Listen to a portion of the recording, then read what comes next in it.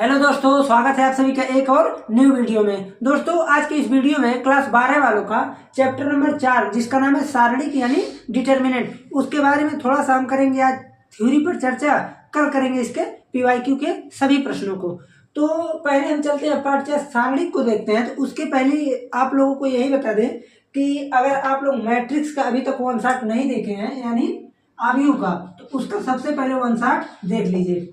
देखिए मेरा जो आप लोग वन शॉट देख रहे होंगे, पूरा वन शॉट बहुत ही छोटा छोटा है, क्योंकि एक लेक्चर में थ्योरी और एक लेक्चर में पीवाईक्यू। अगर थ्योरी को देखा जाए तो थ्योरी कोई भी पढ़ाए, चाहे जैसे पढ़ाए, थ्योरी उतना ही ड्यूरेशन का होता है।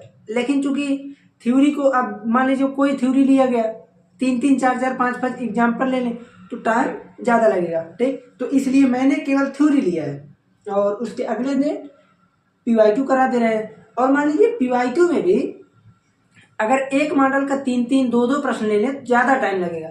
मैं जो है जितना भी प्रश्न करा रहा हूँ पूरा अलग अलग कैटेगरी का, ये नहीं है कि सेम कैटेगरी का एक ही प्रश्न है, ओके। तो इसलिए जो है आप लोग जो भी है कम टाइम में बढ़िया से पढ़ेंगे तो ही ज़्यादा अच्छा है। मान लीजिए आप लोगों को अगर लगता है कम है तो आप लोगों के लिए क्लास 12 का पीवाईक्यू सीरीज भाई बना कर रखे हुए हैं। लगभग उसमें 30 से 35 वीडियो के आसपास है, कंफर्म नहीं है। एक वीडियो में एक लेक्चर है, यानी एक वीडियो में एक प्रश्न है, और वो भी प्रश्न पूरा बढ़िया प्रश्न है जो कि बोर्ड एग्जाम में आया हुआ है, ओके।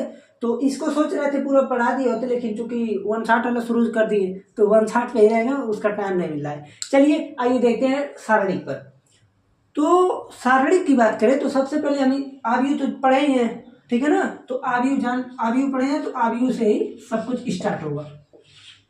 देखिए सारणिक जो होता है किसी भी आव्यूह का, अब जैसे आव्यूह में जो है आव्यूह में आपको कई प्रकार के आव्यूह देखे होंगे। जैसे भाई मान लीजिए कोई आव्यूह ऐसे है 2, 3, 5, 7, 1, 3 ऐसे है कोई, तो इसका मैट्रिक्स 2/3 का है ना। देखिए कितना है, ऑर्डर आप देखेंगे तो 2x3 का है। तो सारणी जो होता है वो किसी भी वर्ग आव्यूह, किसको वर्ग आव्यूह, तो आप सिंपली देखिए आव्यूह तो जो भी है आव्यूह को छोड़िए, आप सिंपली किसको पकड़ेंगे, वर्ग आव्यूह को। आव्यूह में भी किसको, वर्ग आव्यूह। तो जब वर्ग आव्यूह आया तो अब सिंपली काम यहीं से स्टार्ट होगा। किसी भी वर्ग आव्यूह से संबंधित एक संख्या होता है सारणी, वर्ग आव्यूह से संबंधित एक संख्या होता है और कुछ नहीं होता है, सिर्फ एक संख्या। जैसे मान लीजिए संख्या कैसे होता है, अब वर्ग आव्यूह किसका हो सकता है, आप कहेंगे 2/2 का, 3/3 का, 4/4 का, बट आप लोगों के बोर्ड एग्जाम में कहीं भी 4/4 का जिक्र तनिक भी नहीं है, ओनली 2 और 3 का जिक्र है। तो अगर 2/2 का हम बात करें, जैसे मान लीजिए ले लिया आप 2, 5, 7, 1, ये आव्यूह है। अब इसका अगर हम डिटर्मिनेंट ले भैया, सिंपल देखिए 2 का मल्टीप्लाई 1 में 2, 7 का 5 में 35, बीच में माइनस, कितना आया, -33 आया ना। तो ये अगर देखा जाए तो ये क्या है, किसी भी नंबर है ना, कोई भी नंबर, तो किसी भी अगर मैट्रिक्स का, अब मैट्रिक्स देखिए, मैट्रिक्स को हम लिखते थे इस प्रकार से ब्रैकेट में, और सारणी को सिंपल ऐसे खड़ी लाइन के द्वारा दोनों से बंद कर देते हैं। तो सिंपल यही होता है, सारणी क्या है, किसी भी वर्ग आव्यूह से संबंधित एक संख्या है, वर्ग आव्यूह रहना चाहिए, ओके। तो सारणी वर्ग आव्यूह से संबंधित एक संख्या है। संख्या भैया कुछ भी हो सकता है, अभी यहाँ निगेटिव आया है, पॉजिटिव हो सकता है, निगेटिव हो ही सकता है, 0 भी हो सकता है, ओके। तो किसी भी प्रकार से कोई अगर संख्या निकल रही है तो हम ये कहेंगे कि ये क्या है, किसी भी नंबर, किसी भी आव्यूह का सारणिक है। ध्यान है आपको यही देना है कि सारणी आव्यूह कैसा होना चाहिए, वर्ग आव्यूह, इसीलिए इसको बहुत ही बड़े ब्रैकेट में लिखे हैं, वर्ग आव्यूह होना चाहिए, नहीं तो फिर नहीं आएगा, ओके। अब चलते हैं एक चीज और देख लेते हैं। जैसे जब आव्यूह जान लिए क्या होता है, सारणी जब जान लिए क्या होता है, तो सारणी को निकालेंगे कैसे ये भी जानना चाहिए। तो आपको सिंपली ये बता दें, सारणी कई टाइप का हो सकता है। जैसे देखिए एक सिंपल कोई नंबर ले ले, नंबर का भी निकलेगा ना सारणी, तो यही आ जाएगा 5। जैसे मान लीजिए 7 ले लें, -7। अब मॉड नहीं है भाई, ये मॉड नहीं है, इसको मॉड मत जानिएगा, जैसे अधिकतर लोग इसको मॉड बोल देते हैं, तो मॉड नहीं है, ये क्या है, डिटर्मिनेंट है सारणी, ओके। तो डिटर्मिनेंट आप अब जैसे मान लीजिए कोई भी सारणिक ए ले लेते हैं तो डिटर्मिनेंट ऑफ ए। ओके, ये है उसका रिप्रेजेंटेशन का तरीका। अब देखिए एक का मैं ले लिया सिंपली 1/1 का, 1/1 ही तो हुआ है, 1/1, 2/2, 3/3। तो इसको अब हम इरेज करते हैं, उसके बाद हम आप लोगों को बताते हैं कि जो सारणी निकालते कैसे हैं सभी का। 1/1 का तो वही होगा, 2/2 का तो बता ही दिए, खैर 2/2 का और बताते हैं, और 3/3 का भी बताते हैं। इसको मिटाते हैं उसके बाद। देखिए बच्चों, अब हम स्टार्ट करते हैं कि विभिन्न प्रकार के सारणिक का, जैसे भिन्न भिन्न कोटि के जो सारणिक हैं उनका किस प्रकार से वैल्यू निकलेगा। जैसे इसमें जो है आपको 3 तरीके के मिलेंगे।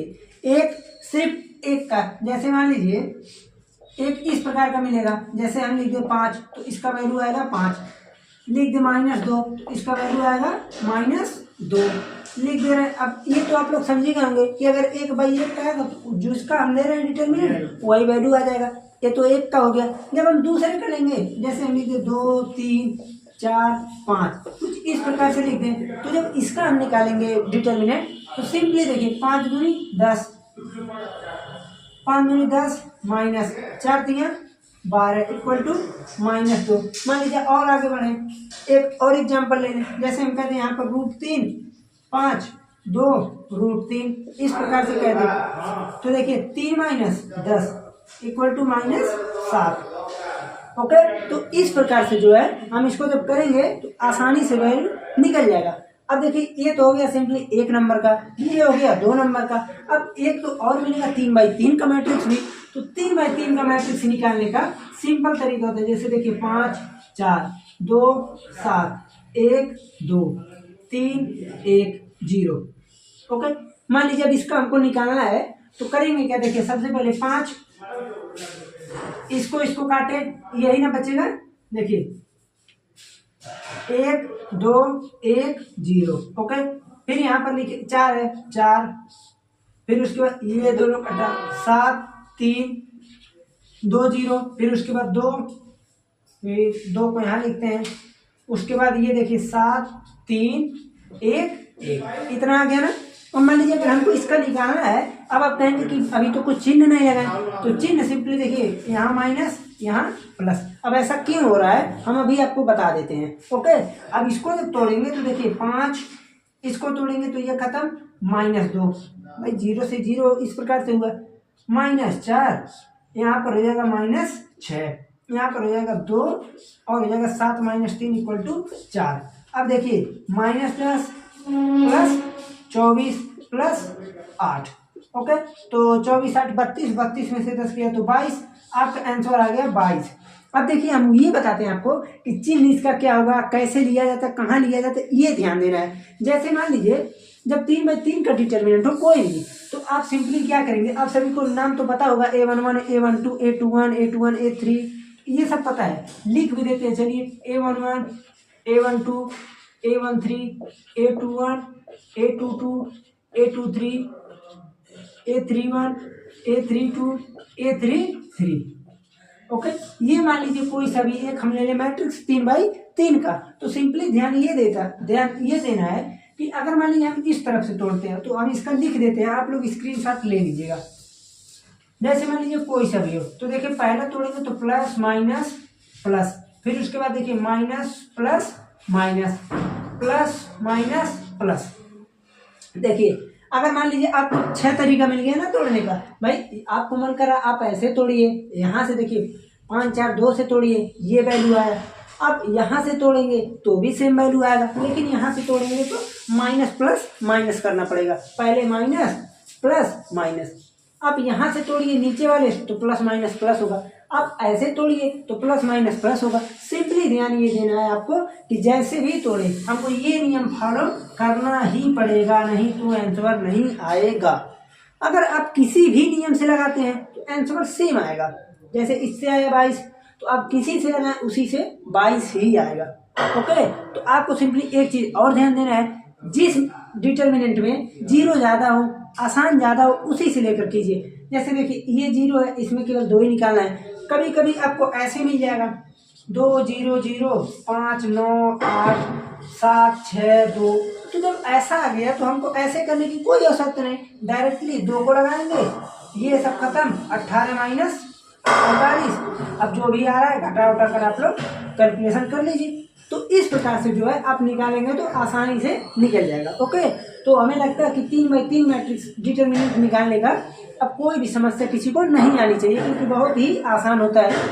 एक एग्जाम्पल और ले लेते हैं, इसको मिटाते हैं, उसके बाद एक एग्जाम्पल और समझा देते हैं, उसके बाद हम चलते हैं आगे। अब हम एक और उदाहरण लेते हैं, आपको अभी इससे एकदम बहुत ज़्यादा क्लियर हो जाएगा। जैसे 2 3 1 7 0 3 5 2 1। मैं इसको जो है आपको 2 तरीके से करके दिखाऊंगा। ओके, देखिए आप सभी को पता होगा एक चीज, इसे भैया R1 बोलते हैं, R1 R2 R3 C1 C2 C3। तो मैं एक बार R1 से निकालूंगा और एक बार निकालता हूँ C2 से निकालूंगा। ओके, क्योंकि इसमें प्लस प्लस माइनस प्लस, इसमें माइनस प्लस माइनस चलता है। तो मैं सबसे पहले R1 तो लिखना पड़ेगा आपको, R1 के सापेक्ष प्रसार करने पर, इसके सापेक्ष R1 के सापेक्ष प्रसार करने पर। तो जब R1 के सापेक्ष प्रसार करेंगे तो आप सभी को पता होना चाहिए कि सिंपली क्या करेंगे, पहले 2 को लेंगे। अब आप लोग चूंकि समझ गए कैसे करना है, तो अब मैं एक बार इसको काट के इसको डिटर्मिनेंट में लिख नहीं रहा हूँ, डायरेक्ट करता हूँ। 0 का जैसे ये दोनों कट गया, 1 का मल्टीप्लाई 0 में 0 माइनस 3 दूनी 6, फिर आएगा बीच में -3, ये दोनों बचा ना, जैसे ये कट गया तो 7 माइनस 5 15। ओके, अब यहाँ पर देखिए +1, उसके बाद ये कटा 7 दूनी 14 -0। ओके, अब देखिए 2 - 6 यानी -12, -3 यहाँ पर बचेगा -8 प्लस 14, यहाँ से -12 प्लस 24 प्लस 14। अब देखिए एक चीज और, 14 - 12 2 और 24 2 26, तो यहाँ से आ गया 26। ये कितना आया 26। अगर आप C2 से करेंगे सेम आना चाहिए, देखते हैं आता है कि नहीं। लिखेंगे आप -3, माइनस क्यों किए, प्रसार करने में आता है C2 के सापेक्ष। तो -3, ये कटा यही सेम बचेगा ना, तो 7 - 15 -8 बचेगा कि नहीं, आप कहेंगे बिल्कुल बचेगा। ओके, उसके बाद माइनस प्लस -2, ये 0 हो गया, 0 को मैं छोड़ रहा हूँ, आप लोग उतना समझ जाएंगे।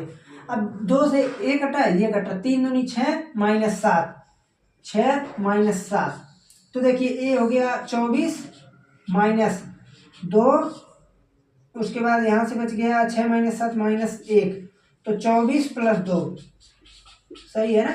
अरे वाह, देखिए क्या बात है, दोनों सेम है कि नहीं है। तो ये इसमें कोई जादू चमत्कार की बात नहीं है, आप कोई भी लगाएंगे, R1 R2 R3 C1 C2 C3, कोई भी मेथड लगाएंगे सेम आएगा। ध्यान ये देना है कि plus minus plus, minus plus minus, plus minus plus. Okay, ये चीज ध्यान देंगे तो एक भी प्रश्न गलत नहीं होगा, सभी का डिटर्मिनेंट समान आएंगे। ओके, तो ऐसे भी आगे हम अभी आपको और एक बेहतर आइडिया बता देंगे डिटर्मिनेंट निकालने का, घबराइए मत। इसको हम मिटाते हैं, उसके बाद चलते हैं अब त्रिभुज का क्षेत्रफल निकालिए। अब हम चलते हैं त्रिभुज का क्षेत्रफल। ये बहुत ही आसान टॉपिक है, समझ लीजिए, एकदम हलुआ है, समझ लीजिए, क्योंकि आप लोग 9th में भी पढ़े हैं त्रिभुज का क्षेत्रफल, 10th में भी पढ़े हैं त्रिभुज का क्षेत्रफल, यानी हर क्लास में आप लोग त्रिभुज का क्षेत्रफल पढ़ते हुए ही आ रहे हैं। तो इसमें भी त्रिभुज का क्षेत्रफल ही निकालते हैं, बट निकालने का तरीका थोड़ा अलग होता है। कैसे, देखिए, जैसे आप लोग क्या पढ़े हैं, भाई कोई त्रिभुज है, कोई 2 त्रिभुज है तो 3 पॉइंट होगा, x1 y1, x2 y2, x3 y3, ये होता है त्रिभुज का कोई मान लीजिए वर्टेक्स यानी शीर्ष है। तो आप एक चीज और जानते हैं कि क्लास 10वीं में हमने पढ़ा था half x1 y2 - y3 1/2 x1 y2 - y3 plus x2 y3 - y1 plus x3 y1 - y2। Okay, ये चीज आप लोग पढ़े होंगे, लेकिन एक चीज और पढ़ेंगे, x1 y2 - y3 plus x2 y3 - y1, x3 y1 - 2। ये आप लोग फार्मूला पढ़े होंगे। अब तो क्लास 10वीं में ये निकल भी गया होगा, तो आपके बच्चों को छोड़ दीजिए। तो आप लोग ये पढ़े होंगे।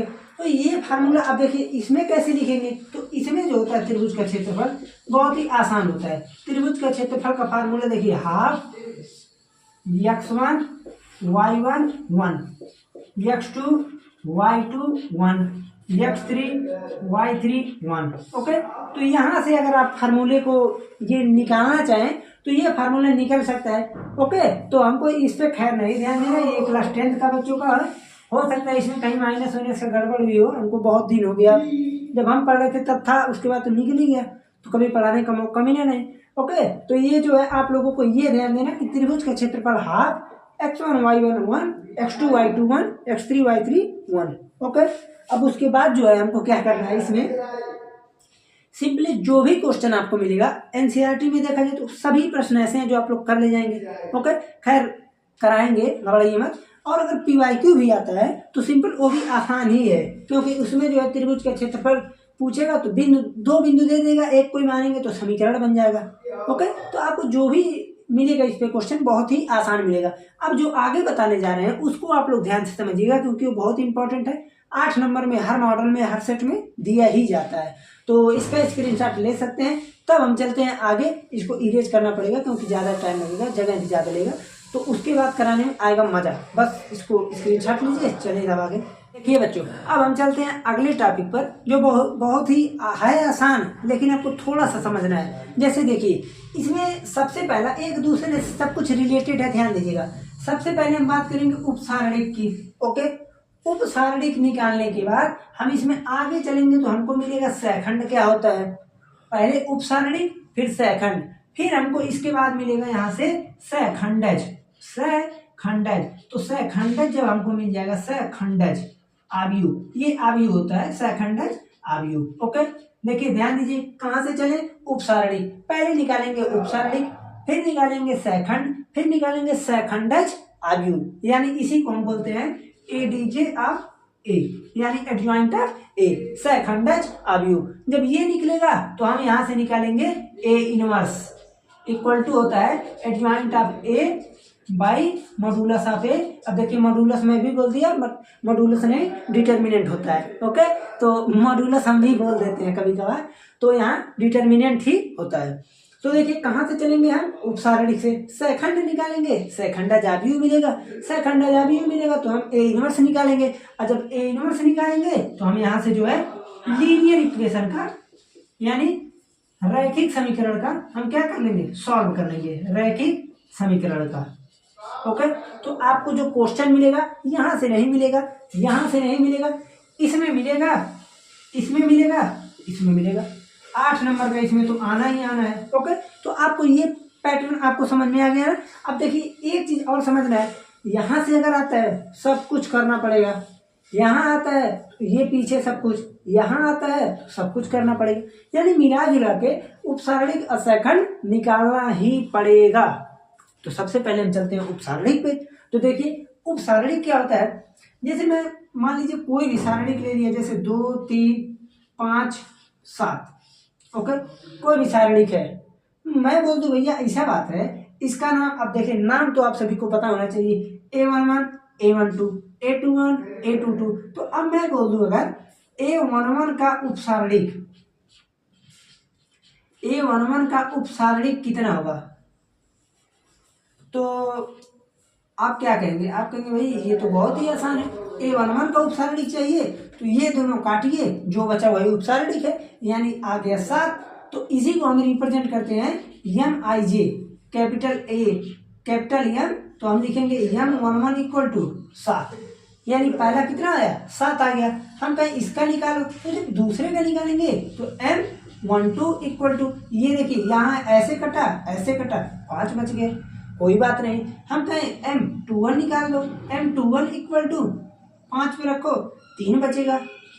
हम कहें भाई इसका छोड़ो, M22 का बताओ, 22 का आएगा तो 2 बच गया। ओके, तो इस प्रकार से जो है हम किसी भी डिटरमिन, कोई भी मान लीजिए सारणिक है तो उसका हम उपसारणिक आसानी से निकाल सकते हैं। हम 3 बाई 3 का ले लेते हैं मैट्रिक्स, भाई 2 का तो आसान है, 3 का लेते हैं, चलिए देखते हैं। हम कहते 2 3 5 1 2 0 7 3 8 8 नहीं लेंगे, बड़ा हो जाएगा, 2 कर देते हैं। हम कहें ऐसा है, अब यहाँ पर तुम M11 यहाँ पर बताओ, कोई बात नहीं, M11 चाहिए, यहाँ का काटो, यहाँ का काटो, जो बच रहा है लिख लो वही, 2 दूनी 4 -3 यानी 4 बचा, बस। हम कहें M12 बताओ, M12 इक्वल टू M12 यही ना, इस पे रखो, इस पे रखो, 2 0 2 बच गया। M13 निकालो भाई, M13 इक्वल टू इस पे रख के, इस पे रख के 3 -14 -11 बच गया। ओके, हम कहें M21 बताओ। अब हमें लगता है आप लोग कर लेंगे, वैसे 1 2 और बता देते हैं। M21 ऐसे काटे, ऐसे काटे, 3 दूनी 6 -15 -9 बच गया। M22 निकालें, ये कटा 4 -35, देखिए बड़ा आ गया ना, -31 आ गया। तो इस प्रकार से जो है आप लोग कर ले जाएंगे। अब हमें लगता है कि उपसारणिक सभी बच्चों को आराम से आ जाएगा। सिंपली करना क्या है, जिस पे हमको पूछा है उसी को चीर फाड़ देंगे, दोनों साइड से चीर फाड़ देंगे। क्या मतलब हुआ, एक बार इधर से एक बार इधर से। 2/2 का है तो सिंपली काटेंगे तो 1 ही बचेगा, 3/3 का है तो 2 बचेंगे, तो फिर निकाल ही लेंगे उसका। ओके, तो इस प्रकार से आप उपसारणिक निकालेंगे। अब चलते हैं थोड़ा सा आगे सेकंड पे। अब देखिए यहीं पर लगे हाथ बताएंगे सेकंड को, इसीलिए जो है थोड़ा सा हम जगह बचा देते हैं, किसके लिए, सेकंड के लिए। तो सेकंड के लिए देखिए फार्मूला होता है, सेकंड के लिए फार्मूला क्या होता है, A11। अब जैसे AIJ से रिप्रेजेंट करते हैं, AIJ से, तो मान लीजिए A11 है तो A11 इक्वल टू -1 पे power I plus J। Okay, पहले हम इसका फार्मूला लिखते हैं, AIJ इक्वल टू -I पे पावर -1 पे power I plus J MIJ, ये फार्मूला होता है। हम कहें ऐसा है, अब हमको तुम A11 बताओ, A11 equal to -1 1 plus 1 M11 -1 पे पावर 2 M11 -1 पे पावर 2 है तो पॉजिटिव हो गया M11 कितना है, 7 आ गया इसका आंसर। ओके, हम कहें ऐसा है, तुम A12 निकालो तो -1 पे पावर 1 प्लस 2 M12 -1 पे पावर 3 हो गया, -1 पे 3 यानी -M12। अब बताइए कर लेंगे ना आप लोग। तो हमें लगता है कि ये भी सेकंड में भी कोई ज़्यादा ये नहीं है कि कठिन है। आपको ध्यान ये देना है कि ये फार्मूला, अभी हम इसलिए इसमें पूरा डिटेल में नहीं चल रहे हैं, क्योंकि जब सेकंड बता देंगे ओके, तो खैर इसका जब प्रैक्टिस आप लोग करेंगे तो ज़्यादा बेहतर रहेगा। तो मैं जब पेपर में आया था तो सिंपली ये चीज़ मैंने नहीं निकाला था, डायरेक्ट मैं सेकंड निकाला था, क्योंकि अगर इसको भी 9 इसको निकाले फिर 9 बहुत ज़्यादा बड़ा हो जाता। मैंने डायरेक्टली सेकंड निकाल के इनवर्स निकाल के इसको सॉल्व कर दिया, यही आया था 8 नंबर में। ओके, तो आपको ध्यान ये देना है, उपसारणिक कैसे निकलेगा, सेकंड कैसे निकलेगा। सेकंड तो बता ही दिए, खैर 1 2 और सेकंड ले लेते हैं। आप लोग बस एक चीज यहाँ पर नियम फॉर्मेट याद रखिए, -1 पर अगर सम संख्या है तो पॉजिटिव आएगा, -1 पे अगर निगेटिव है यानी विषम संख्या है तो निगेटिव आएगा। ये 2 चीज ध्यान रखिए, उसके बाद आप लोग कर ले जाएंगे। ओके, तो एक बार इसका स्क्रीनशॉट लीजिए, तब हम चलते हैं सेकंडज अवयव पे, कैसे निकालता है सेकंडज, तब हम इसको सब आगे बताएंगे। पहले सेकंडज को आप समझ लीजिए। ओके, स्क्रीनशॉट ले लीजिए। तो हमने क्या क्या बता दिया, उपसारणिक सेकंड। अब हम चलते हैं सेकंडज पे। तो सेकंडज चूंकि आसान है, जैसे मान लीजिए आप जो भी उपसारणिक निकालें, M11 जो भी निकालें, ओके, उसके बाद आप क्या निकालें, सेकंड निकालें। सेकंड का फार्मूला था -1 पे पावर IJ M11 MIJ, जो भी हो आप लोग समझ लीजिएगा भाई साहब, इतना हो गया। तो उसके बाद आप सिंपली क्या करेंगे, जैसे यहाँ पर जो भी चीज आएगा कि नहीं, जैसे जब हम बारी बारी से सभी को निकालेंगे तो A11 A12 A21 A13 A21 इस प्रकार से पूरा आएगा कि नहीं, आप कहेंगे बिल्कुल आएगा। तो सेकंड निकालना, हमको क्या निकालना है, सेकंडज अवयव। ओके, तो हमको यही निकालना है। तो अब सिंपली इसमें होगा क्या, सेकंडज अवयव में जो भी चीज आया, जैसे मान लीजिए जो भी चीज निकला, हमको सिंपली क्या करना है, इससे जो भी चीज बना इसका आप मैट्रिक्स बनाइए। जैसे यहाँ से आप बारी बारी से निकालें, 9 निकलेगा, कितना 9 निकलेगा। तो 9 का हम क्या करेंगे, बारी बारी से 9 निकालेंगे, 9 का हम बना लेंगे matrix A11, A12, A13, A21, A22, फिर उसके बाद A23, फिर और बनाते हैं A31, A32, A33। ओके, इस प्रकार से मैट्रिक्स बनाने के बाद आप इसका ट्रांसपोज ले लीजिएगा। पूरे मैट्रिक्स बनाने के बाद जैसे ही ट्रांसपोज लेंगे ये तुरंत किस में कन्वर्ट हो जाएगा, एडजॉइंट ऑफ ए में।